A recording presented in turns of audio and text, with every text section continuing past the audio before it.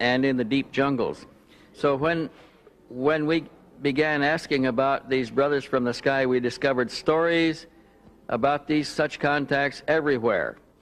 And in the course of one of these stories, we were introduced to an Indian from the upper Amazon.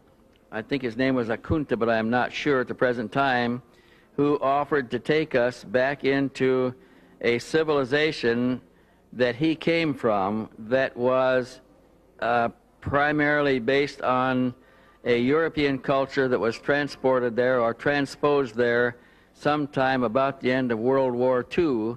And they had taken scientists and scientific research underground in an area in the upper Amazon where they had succeeded in developing disc-shaped aerial vehicles that they could use to go all over the world with.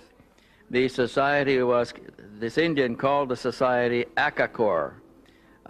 He said that he had guided a German researcher by the name of Brugger, and I think his name was Martin Brugger, B-R-U-G-G-E-R, who was actually taken to the city and was afforded an opportunity to meet with some of the Europeans there. That Indian tribe in that area has many blue-eyed, blonde-haired Indians, and they appear to be descendants of a Germanic a group of people that were taken there sometime in the middle 1940s. And now they have produced children and they are young adults, and a society is flourishing there that is advanced over the contemporary societies around them by a substantial degree. We can take you back there. There is a man who lives in that area. His name is A.J. Gaviard, who will be willing to introduce us to either the Indian that guided Martin Brugger or other Indians from the same tribe who may be willing to take us back far enough to meet some of the members of that society. It's operated as a closed society.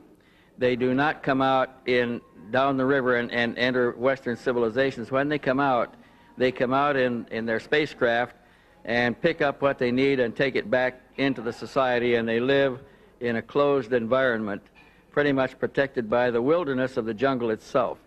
So it's possible to go back and further investigate the evidence of the existence of Agartha at any time.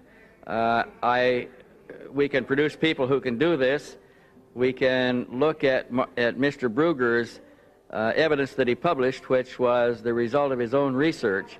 But I personally am convinced that this society exists, that they have circular disc-shaped craft, that they fly and operate them there, and perhaps some of the disc-shaped craft that we are discovering in the reports of the Indian aboriginals of the highlands, of the upper plateau there, may be some of the vehicles from Agartha.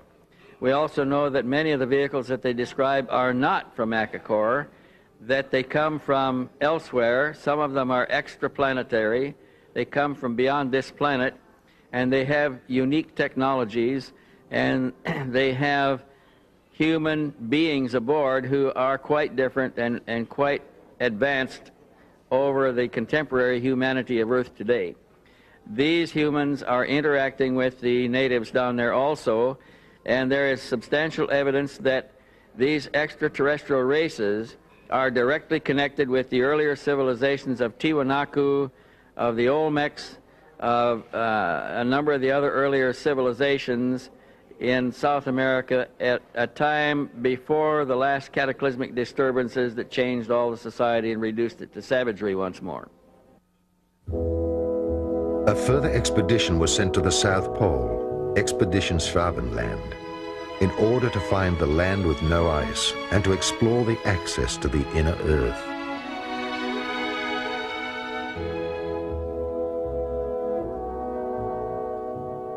Another expedition was sent to the Icelandic geysers, since there were insider stories about the access to the inner Earth.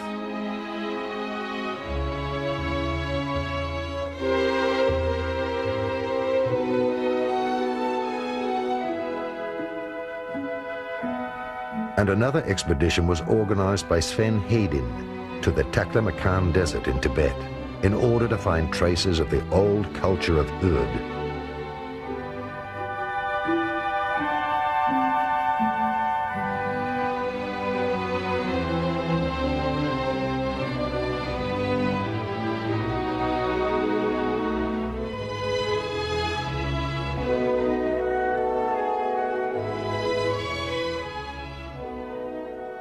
What we call in the Buddhistic esoteric tradition as Shambhala is an actual area in the Taklamakan area of central China next to the Gobi Desert. In 1988, with permission of the Chinese Academy of Science, I conducted research experiments in this area and confirmed with other engineers the existence of a vast underground complex of grottos, ancient structures and buildings. And in these structures we find statues of the avatars or beings later celebrated in Buddhism as the bodhisattvas, the beings that came from space, in the Vimana and the Tathagata. These are ancient Sanskrit terms for the vehicles of higher intelligence. In my opinion, Shambhala does exist as an underground structured civilization that is now being uncovered in Central Asia. And in this area of the Gobi, I believe we will find the origins of the Garden of Paradise, or the Gan Eden, the Garden of Eden, as it is referred to in our book of Genesis. One less-known expedition was led to a mountain in an African desert, since there were stories by the local tribes that there existed a network of caves out of which flying objects emerged, which had also been cited by the German expeditioners. Under the cover name Wielandschmiede, all the information about the technology of the inhabitants of the inner Earth or extraterrestrials was gathered, and through the SSE-4 was passed on to the engineers of the weapon industry in order to develop the new technology.